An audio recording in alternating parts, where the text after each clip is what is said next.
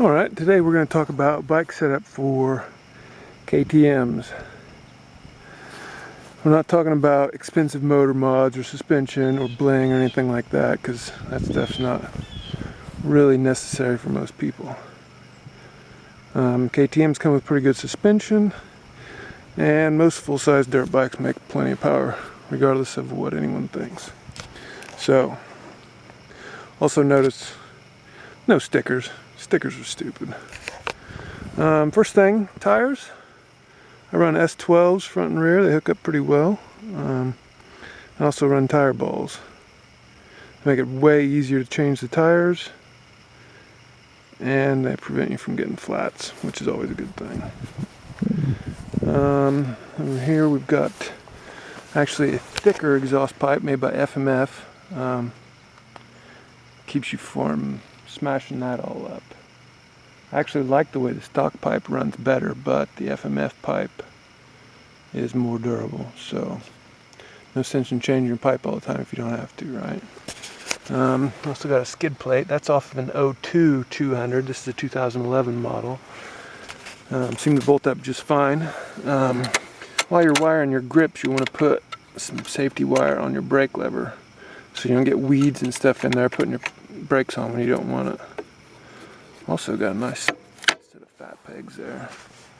Makes your ankles feel pretty good when you're riding.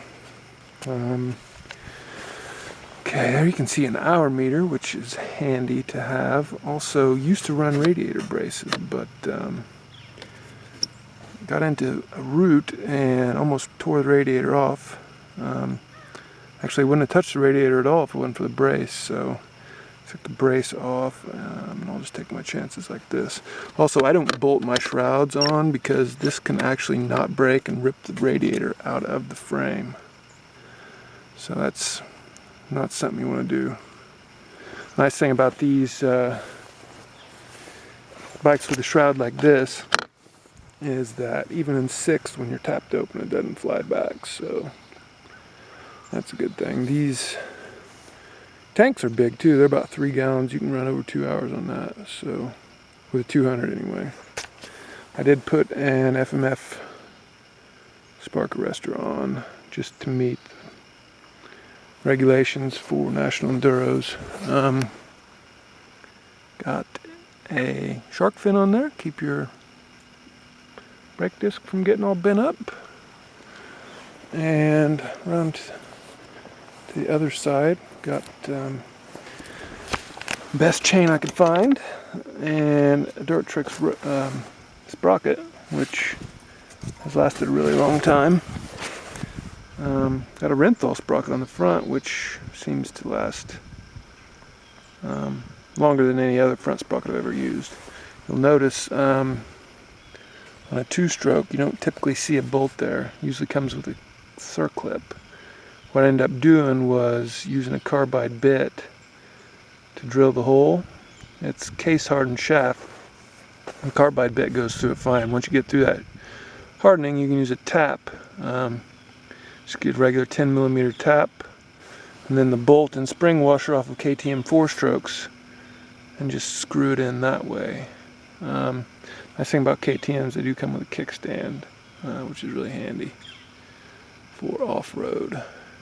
Suspension on these bikes, like I said, is also good. Kind of soft.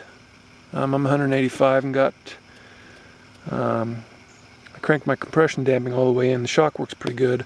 The forks, I'm about 4 clicks out, and they're doing all right too.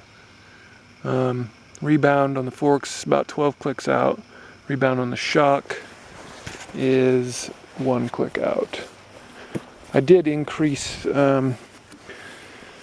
the sag to 115mm from the stock 105, and raised my forks up in the clamps a little bit. Those were 2 things that really helped out a lot with the handling. I use these G2 handguards. They're ridiculously strong, and a Scott stabilizer. I'm kind of tall, so I put it under the bar to get my bars up. You can actually use the stock cable if you run it like a 4-stroke. Rather than going over here like a 2-stroke. I also put a front brake line off a motocross bike because it's shorter and less apt to get caught in sticks. Took the odometer off, didn't need that.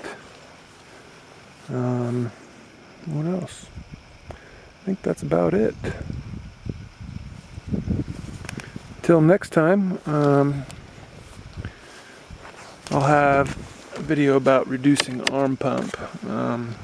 But till then, see ya.